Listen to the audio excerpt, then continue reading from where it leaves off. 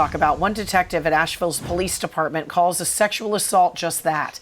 And his department is trying to make sure more offenders get time for their crimes.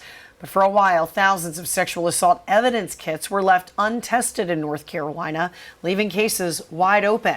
And now Asheville police are going above and beyond a required law to make sure these kits represent people and not just a piece of evidence. Fox Carolina's Shale Remien sat down with a detective today. So, Shale, why are these tests just now taking place, and how did this all even get started?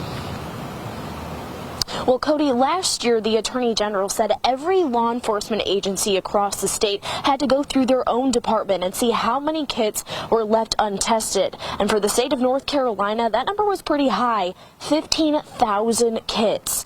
Now, sexual assault is a problem the commander I spoke with today says doesn't discriminate by state or county. Lieutenant Artemis says as long as those 15,000 kits remain untested, justice will never come for the victims. In 2017, the North Carolina Attorney General Josh Stein required all agencies tally up how many untested kits they had on their shelves. Having already hired resources to tackle the rising piles, the Asheville Police Department says they found about 573 kits left untested in their own department, and they understood that number represents people left without answers. A federal grant obtained by the Attorney General came in the nick of time to help with this ongoing issue, allowing more kits to be tested around the state and about 400 to be tested right here in Asheville. It's a very difficult thing for any agency, us included, to sit down and say, you know, if I test this kit, then that means I might not be able to test this kit.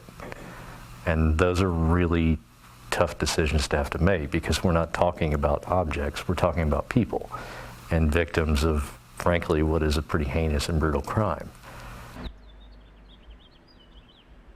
Pretty important with these resources to prioritize cases based off of leads and work with victims who are willing to further their case through a statement. He explained to me there are a number of reasons why kits would be left untested, including a case that prosecuted without consideration of the kit or if a victim wants to remain anonymous. He says police want to help these victims find the person who crossed the line. And the Attorney General also created what's known as a Survivors Act. He's asking for about $6 million over the course of 2 years to help continue these testings.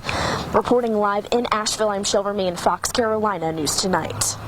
Shale, thanks to Greenville County man who was